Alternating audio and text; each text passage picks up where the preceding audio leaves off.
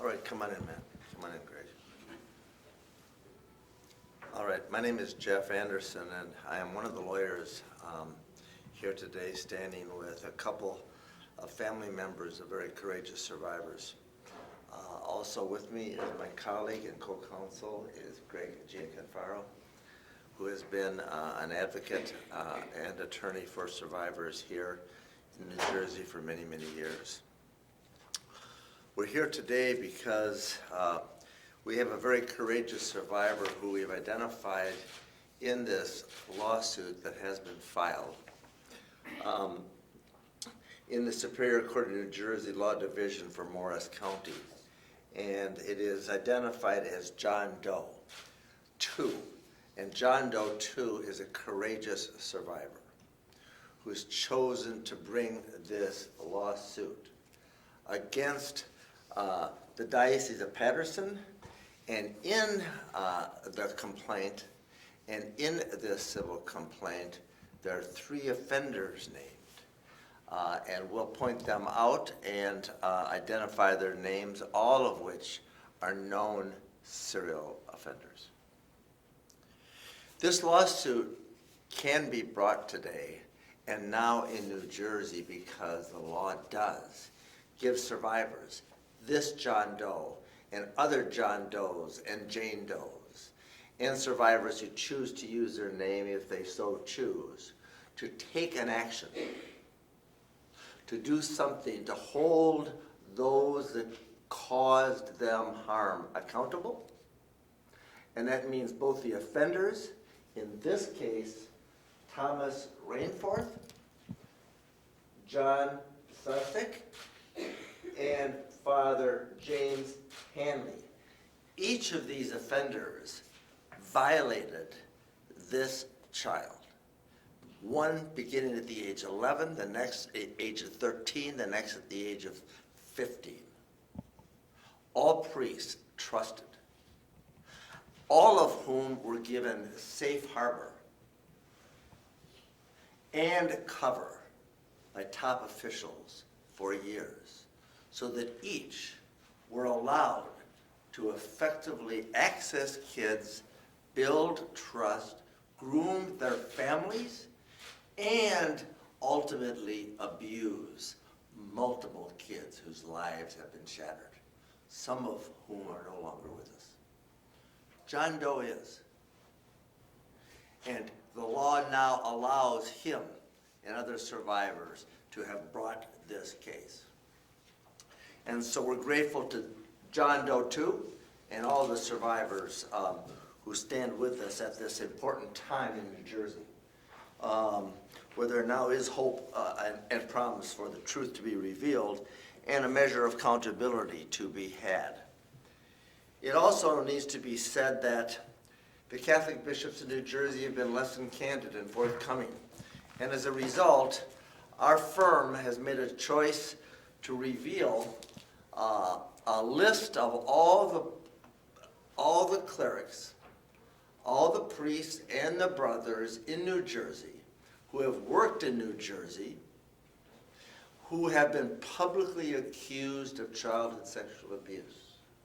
And we released this list called the Anderson Report. The Anderson Report, Sexual Abuse in the Archdiocese and Diocese in New Jersey, because the truth needs to be revealed. The names need to be known, the histories need to be told, and those that made the choices at the top need to be held responsible and accountable, so the kids are safer and the communities are too, and the survivors can know that there is hope and get help. We also stand here today with family members of courageous survivors who have already stood up and shared their stories with their family members. And Pat Serrano and Matt Kelly are going to step forth and share a bit of their story and their family's journey, both as family members of survivors and as advocates. And Pat Serrano, you go back many years We first encountered one another in 2002, and at a conference for survivors and advocates. And Pat Serrano, please step up and share with us what you think needs to be said today. Thank you, Greg. Thank you, Jeff and Greg. This is my son, Mark Serrano, who was abused by Hanley from the age of 9 to 16. And it's not just the priests who I hold this terrible thing against. It's the bishops and cardinals who allowed this to continue when we were trying to raise our sweet, young Catholic children and what they were doing to us. It was not known back then. We thought everything was wonderful and everything was sweet and light, and it wasn't. It was horrible. And I have been involved now since 1985 when Mark first came out, and I've been fighting for this, and I'm still fighting. And I let those bishops and cardinals know I was mad then, and I'm still mad, and I'm ready to do anything to help. Thank you. Pat Serrano, please stay here. Your son, Mark, is one of your boys that was violated by Hanley, a serial offender, as a child. And you were a member, and your family were taught to revere the priest, and you taught your family to revere the priest at St. Joseph's where Hanley was, correct? Correct. We started in St. Joseph's in 1965 before he arrived. And when he came in, the people thought he was this wonderful Irish priest. He may have had a drinking problem, but they overlooked that all the time, especially Christmas Eve when he got up and spoke about his car accident and how nobody was going to help him, but they bought him a new car. And he was well-liked, but also we had a series of very young fathers in their 30s and early 40s who died suddenly, but he was always the first one there. And now I know why, because many of those families had a child who was abused. And your son, Mark, whose picture you displayed there, was violated by Hanley as well as and many other kids while he was at St. Joseph Catholic Church here. A picture Correct. of this here. And here is the perpetrator right here, James Hanley, who violated and is known to be a serial offender. Exactly. When James Hanley turned 40, I said to my husband, Lou, we should have taken him out to dinner. He went out last night with 4 little boys and had pizza with them. Of course, many, many years later, I realized that was his idea of a good time on his 40th birthday. And Pat Serrano, as a mother of a child abused, the betrayal of your son and the betrayal of your family that you have felt over the years cannot begin to be understood. But one of the things that you have done that needs to be acknowledged as a mother of Mark Serrano, you began to stand up for your son and other survivors of sexual abuse in the early 2000s, did you not? I did. And why did you do that? Well, when the Boston Globe story broke, people took notice, and Mark's story was in the New York Times on March 18th, 2002, and our phone started ringing off the hook with young men calling from around the country. And we were able to raise money, and in April we had a 2-day conference, and Good Morning America was there, and also Canadian television broadcast it. And it was the first time that anything had been said or done, and a couple of the young men in the audience who brought their mothers for some reason broke down in tears and finally confessed they had held it all those years from the time they were little. And as a mother of 7 children, our number 6 child was adopted. We adopted this child as part of our Catholic faith. We belong to the Christian family movement. And then we did have number 7. And to know that this was going on when we were doing what we thought was the right thing, being Catholics and living our Catholic faith, is a terrible, terrible situation. I live with it, but I fight it. I fight for it. It doesn't hold me back at all. Well, Pat Serrano, I want you to know how grateful we are to you for your courage and the fight that you have, because I first met you in 2002 when you were Right. standing up both for your son and other survivors at a Exactly. conference for advocates and Yes, survivors. yes, And every yeah. day since, you've been standing up for the truth, for your family, and to help clean up Yeah, oh, yes. the church that you came Yes, to yeah. love for so many years and be a part of. Mark's dad, Lou Serrano, was part of the whole team, but unfortunately, last year was his time to leave this earth. But I know he's still here helping. Yeah, thank you so much, Thank you, Pat. Greg. Thank you, sir. Thank you. Thank you. All right. Matt Kelly is another family member of several brothers violated by two of these offenders. And so Matt Kelly is also with us because you've been a voice, both for your brothers and survivors, and thus an advocate. And so you're here today to speak more about what needs to be done, and under this new law, share a piece of your family's story. And please, Matt, step to the microphone and share with us. Thank you, Jeff. Matt Kelly, the youngest of 8 children, grew up in Mendham, New Jersey. 4 of my brothers were abused, 1 by Rainforth, 3 by Father Hanley. I'm here to be a witness for my brothers. 2 are deceased, and here to support John Doe.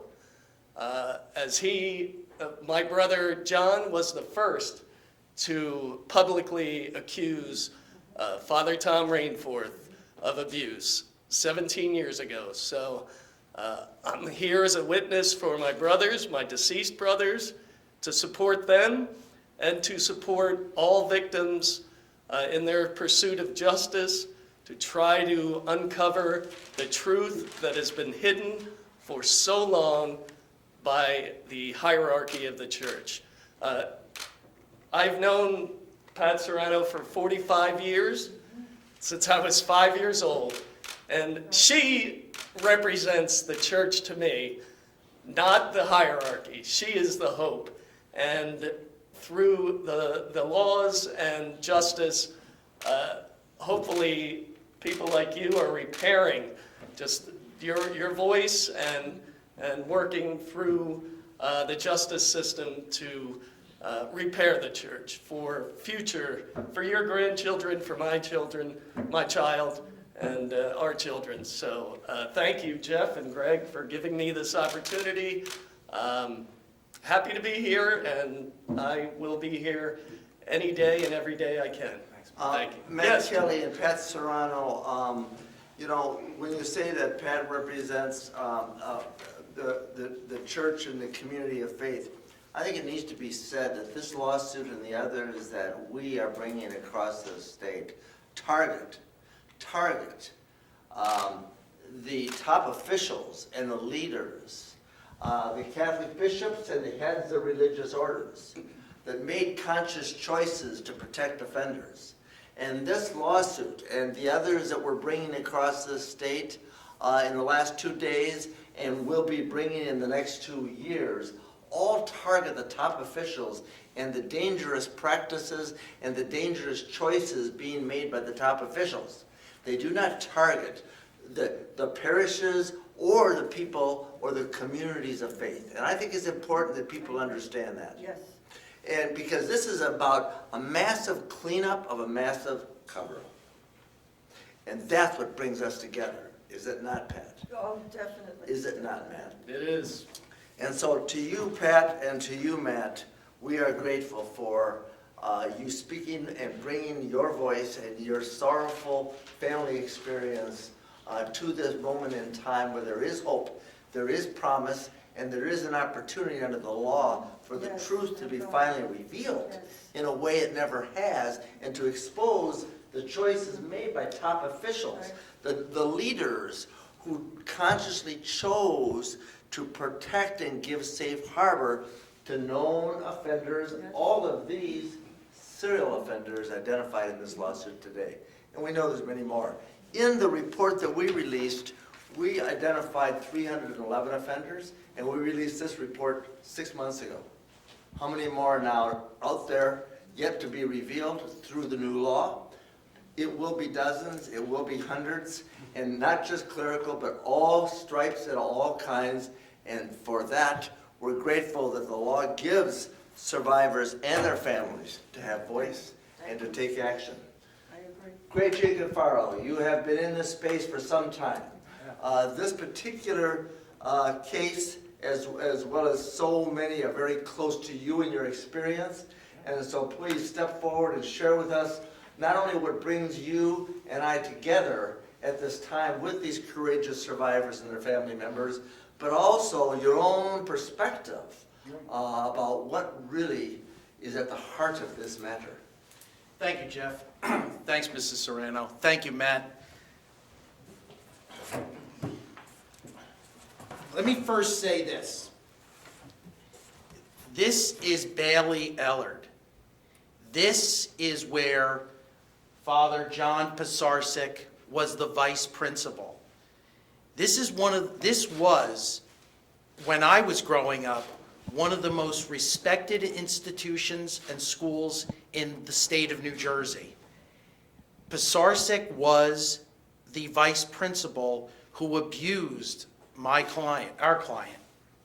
And I think that can't go left unsaid, that at this institution of Bayley Ellard, one of the oldest schools in the country, held a secret that is no longer a secret because of the courage of my client and our client for coming out and talking about this and having the courage. And the only reason he was able to do that was because of the law that New Jersey passed, which opens up the statute of limitations for a 2-year window beginning this past Sunday, December 1st, 2019. And I think that's very important. And I believe, and my client believes, that there are other Pisarcik victims out there, not just at Bayley Ellard, but at other parishes and institutions where Father Pisarcik served. And I think it's important to say that Father Pisarcik was criminally prosecuted, and he is an offender out there. So he's been out there, and he's been exposed, but he needs to be exposed for what he did, not just to the person who exposed him back in the 90s, but as well as what he did at other institutions like Bayley Ellard. With regard to this,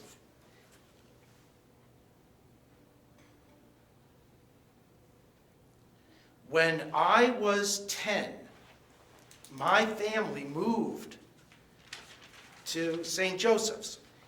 And my mother, I remember my mother putting in the bulletin, reading in the bulletin right after Mass, that the new priest that was coming to St. Joe's, who was Father Hanley, was having altar boy practices that following Saturday.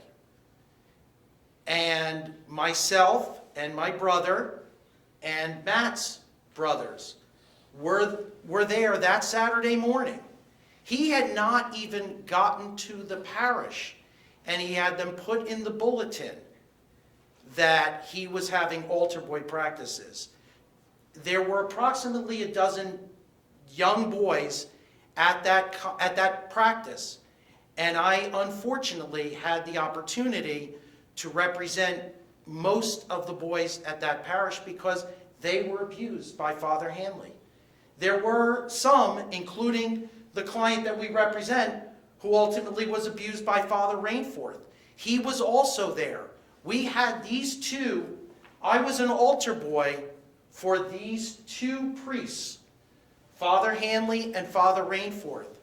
And it destroys me to listen to the fact that what they did to my friends growing up. My friends like Mark, like Matt's brothers. I love these people. And I will have to live with that. But I think what this does, and why there's such good that's come out of this with regard to what our legislators have done in opening up the statute of limitations for 2 years. I just want to thank Senator Vitale. I think that he should be referenced here because it was his courage and strength, as well as the courage and strength of Mark Serrano and the Kellys and so many other survivors who've had the courage to come out, that there's true change in the church in New Jersey. And I want to thank you, Jeff, for helping me out in doing that. And Greg Gianforcaro, when you represented some of these other survivors of Hanley and Rainforth, under the law at that time, you were hamstrung. That Absolutely. means prevented. And they were prevented from excavating the truth, the files, and the histories because of the statute of limitations.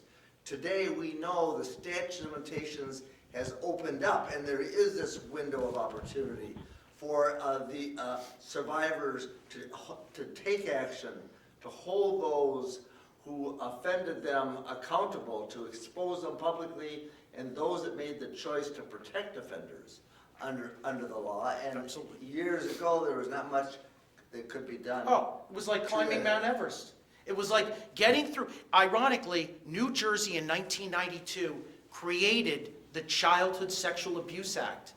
And I would estimate that approximately only less than 5% of victims of childhood sexual abuse could avail themselves of that law because it was pared down in part by the Catholic Church. And I think it's also important, New Jersey once had it's called charitable immunity. And thanks to Matt's brothers, and to Mrs. Serrano and Mr. Serrano and Mark Serrano, that New Jersey eliminated charitable immunity. So right now, for victims, right now, all victims, they have a window for justice. And I think that that is so important. I think to conclude, and then we'll take questions if you like, and that is that this complaint and others like it that we are filing across the state against the Catholic Diocese and the bishops, past and present, and the top officials who have made these choices. The survivor is identified as John Doe, and survivors need to know that your privacy can be maintained. You can come forward and you can take action, and it doesn't require you to stand and use your name in any public filing. And that privacy of survivors can be protected and is under the law. And those survivors that choose to use their name is because that is a choice they make. But the law now gives survivors a choice and a chance, not just for justice, but for truth, because it is time. It's time for the truth to be revealed. It's time for there to be accountability at the top. It's time for a cleanup. And it's time for survivors to know that they can have the power to have their voice heard and affirmed and believed, and not have to live and work and try to survive in the shadows. And we know, Matt, and we know, Pat, that so many survivors didn't survive. And Greg says when it disturbs him to know that this was done to many of his friends and so many of his now clients. The real destruction is of the families and to those innocent souls that have to suffer every day, some of whom are no longer with us. Correct, Matt? Correct. Still dealing with the aftermath to this day. To this day. So there is hope, and there is recovery, and there is an opportunity for truth. Pat Serrano, Matt Kelly, and to all the survivors, deep gratitude for the chance to help and work with you to bring a full measure of truth, light, and hope. And in the final analysis, there can then be justice. Thank you. Any questions? Actually, I'd like you to talk about, you received a memo from the review board about Rainforth years ago regarding... The question is about Rainforth, and it's to Greg. Why don't you step forward, Yeah. Greg, and address what it is you know about Rainforth and some of the information that you received years ago that really you couldn't do much with. Right. Matt's brother went before the review board with me and Matt's brother John. went before the review board. And I never did actually receive a memo from them, not a memo, but the review board determined that Rainforth, his conduct was not necessarily of a sexual nature, but of an inappropriate nature, which I disagreed with wholeheartedly at the time. And I was extremely upset at that, and that's the situation. Let's now. back that up a moment. So Yeah. here's what we're hearing. You represented Matt's brother, and he had been sexually assaulted and abused by Rainforth, correct? Absolutely. And at that time, there was a review board constituted by the bishop that was supposed to review allegations. And you brought Matt's brother before the review board, I did. and he gave the details of what Father Thomas Rainforth had done to him, correct? He did. And what was the year? It was 2002. 2002. And what did the bishop and his review board do responsive to you and Matt's brother bringing this information to them concerning Rainforth and the allegation and the truth shared by Matt's brother with your help? Well, they determined that the conduct was quote-unquote inappropriate. And I have to say that it was a bizarre process, because the review board nor I were allowed to ask Matt's brother any questions. He came in there, gave a statement, and I will say, I thought he gave a great statement, but he was nervous. It was a strange circumstance of events. Intimidating. And it was very intimidating. for Matt, me. you said the word intimidating. Yep, right? absolutely. And so, By design. so was there any sense of accountability or affirmation given to your brother or your family or to any of you at that time in 2002? No. You may not know this, but Yeah. one of the board members, review board members, spoke to me about it. And I don't. Go ahead. Go ahead, tell us. Yeah, absolutely. This person said, "It's not that we don't believe your brother. It's just that Father Tom was an alcoholic, and he was drinking at that time. And we all know what happens when men drink. They cannot perform. So your brother told the truth, and what happened to him was bad, but it was not abuse because Father Tom could not receive sexual gratification because he was drunk at the time." 2002. So there is testimony of denial, deflection, and deceit by the bishop's review board concerning Rainforth, and a direct report by the survivor and the family in 2002. Little or nothing done, no accountability, no truth revealed, no history known to them, revealed to the public, the people or the parishioners, and they stood silent and re-victimized the family. So it's time, and we're grateful to you, Matt. We're grateful to you, Pat. Thank you so much. Thank you.